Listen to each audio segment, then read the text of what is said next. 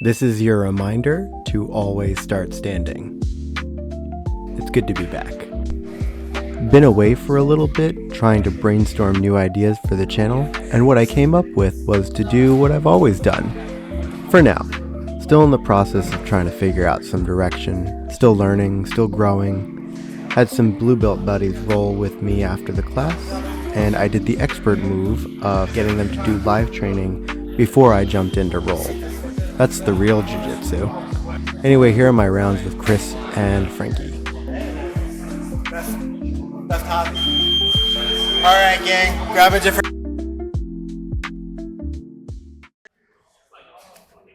So right here, I open with the opposite of starting standing to go to reverse de la Hiva. Chris is going to immediately shut this down and put me in half guard, but I'm looking to give him the same John Wayne sweep that I give everybody. Let's see if I can trick him into giving me this space. So he backs off and allows me to go and get to a stronger full guard. I'm trying to find good hooks to put him in, and I'm going to go for the sweep again, see if I can get him over with it. Right there. He defends it, so I retain to a stronger full guard. And I'm looking for my upper body controls again. I'm looking for the inside position. He's being kind of diligent with his elbow position. And then I launch into this overhook close guard. I had the opportunity to take him over here, but again, he backs off. I have to go to my full guard. I'm going to see if I can get him in a sweep. And it works out. We're dangerously out of frame here, so I'm probably going to stand up and turn my leg over and get us fully out of frame.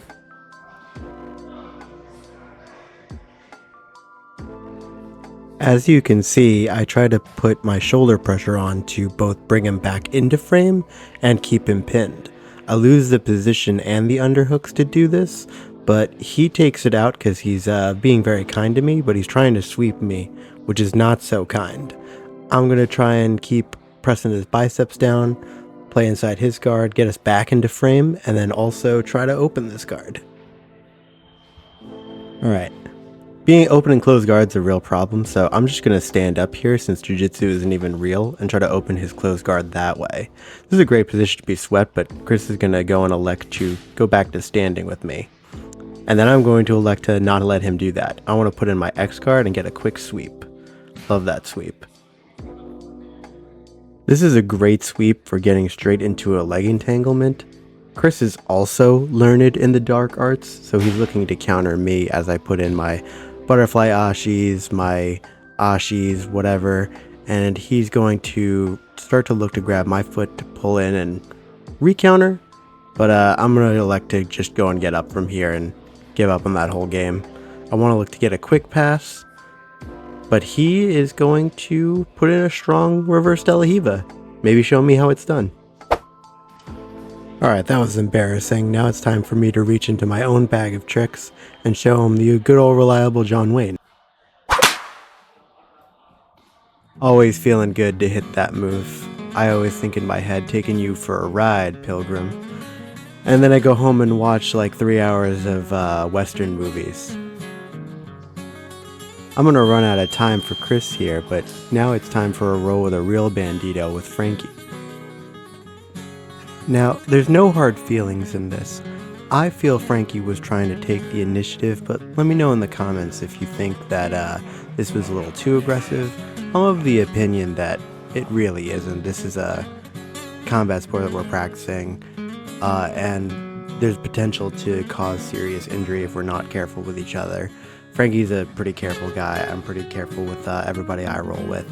I didn't think it was that mean of a thing, but you know, sometimes optics aren't what they appear to be. Let me know what you think.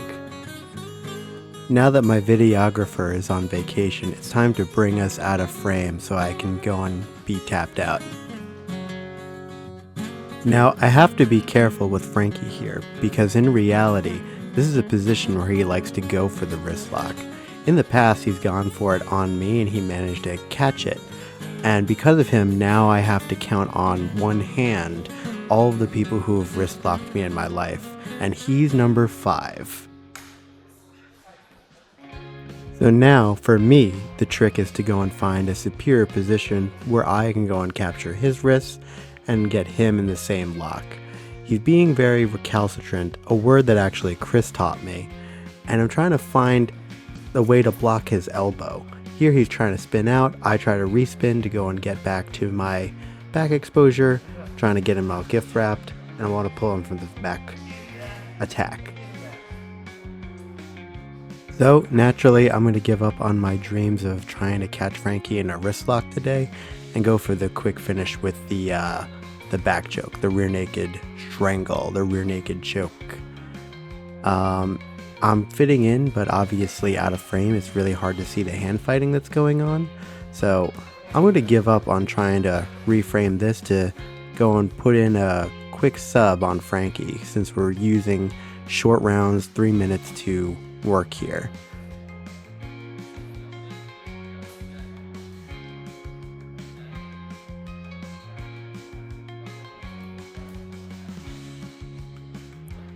So naturally that was out of frame. We're just going to get right back into it. No love lost. So we're going to restart. I'm going to go flat to my back and let Frankie get right through, because I'm trying to hit him with a really sneaky choke right as the clock expires. Can't get quite the squeeze I need for this, so I'm going to have to bail for a top position. I don't think Frankie was a big fan of that choke. So now I'm going to try and go for his leg, he's going to try and go for mine, and we're going to run out of time. Alright, feels good to be back. Thanks for sticking around. Remember to like and subscribe if you haven't already. I'll see you later.